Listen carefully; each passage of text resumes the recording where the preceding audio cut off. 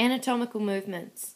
As you can see from this diagram, it identifies the different parts of the body, medial being close to the midline, lateral being to the outside, proximal being, I guess, closer to the heart, distal being further away from the heart. So the anatomical movements identified in these diagrams are abduction, which is away from the midline, okay, and adduction is where the limb moves towards the midline. As you can see from this diagram, it is the same in both the shoulder joint and the hip joint, which are both ball and socket joints. As identified in this picture here, you can see lateral flexion, okay, to the right side, and here is to the left side. This is important and relevant when looking at the volleyball serve, as you will be flexing to make the contact with that serve. What I've shown in these diagrams here is the anatomical movements around the thumb.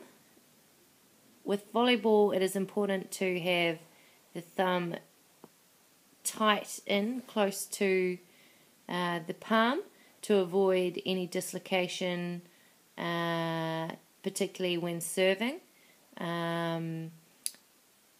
You can look, well, I guess the rest of the picture sort of explains itself, but we do have extension and flexion there in that side thumb movement. In these diagrams, we're looking at flexion and extension. Here we have flexion of the wrist and extension of the wrist, both of which are relevant in the volleyball serve. You'll find as you finish the serve, your hand will become flexed. Okay, in the knee joint here, we are looking at flexion and extension. When you bend your knees, obviously the angle decreases, and that is flexion. And extension is when the limb extends. I would like you to think about what are the agonist and antagonist muscles in these movements, as they will be relevant for your report. This diagram here identifies dorsiflexion and, not specifically, but also plantar flexion, okay, which is when your toes are more pointed. Dorsiflexion is when the toes are more bent, and that will be when you are building up to extend your leg for when you're going into your serve. Here we're looking at flexion and extension in the elbow joint, and this is obviously relevant in the volleyball serve, as at different phases or different times during the serve, or different phases, your arm will be extended or flexed. And it's important to know these muscles, the biceps and the triceps, which is at the back, and which muscles are the agonists and the antagonists within this movement. From these diagrams, you can see a range of movements which are relevant. We look here at the knee joint, which is showing flexion and extension similar to the previous diagram, as well as flexion and extension in the elbow joint. It has also highlighted here flexion and extension at the neck joint. Here to support the previous slides, we've got abduction and adduction at both the shoulder joint and the hip joint. Identified in this diagram, we've got clear examples of rotation and circumduction. So rotation is where the body part moves around its own axis. Okay, as here you can see the movement in this direction as well as it could be done in that direction. And that can happen both at the shoulder joint as well as the hip joint. Specific for something like football would be rotation at the hip joint. On the other side here we have circumduction at the shoulder joint as well as circumduction at the hip joint.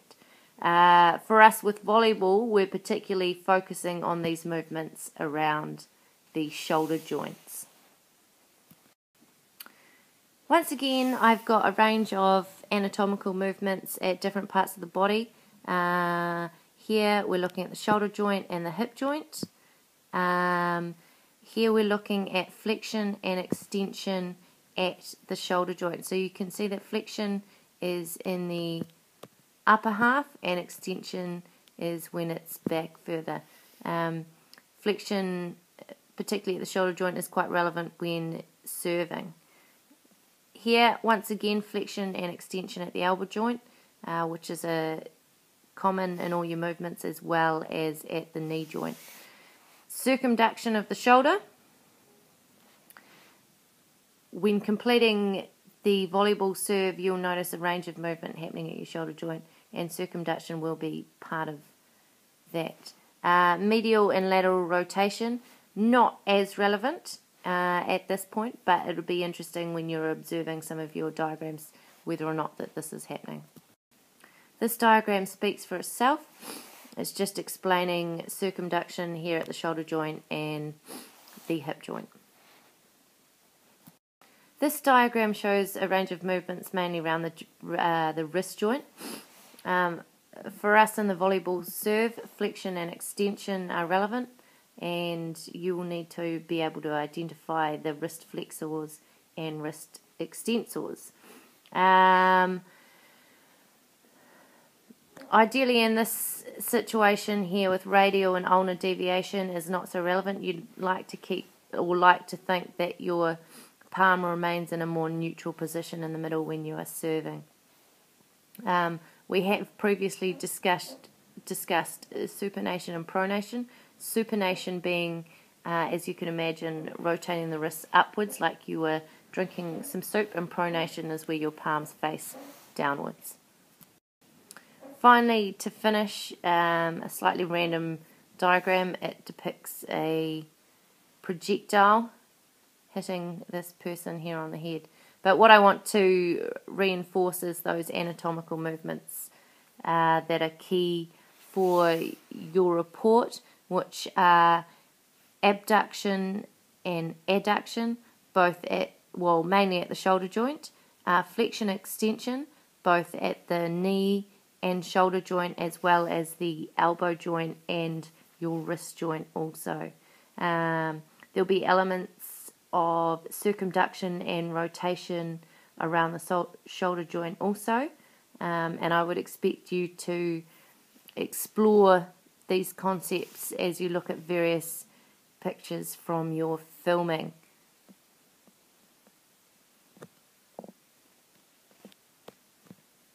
It is time to get started on your report.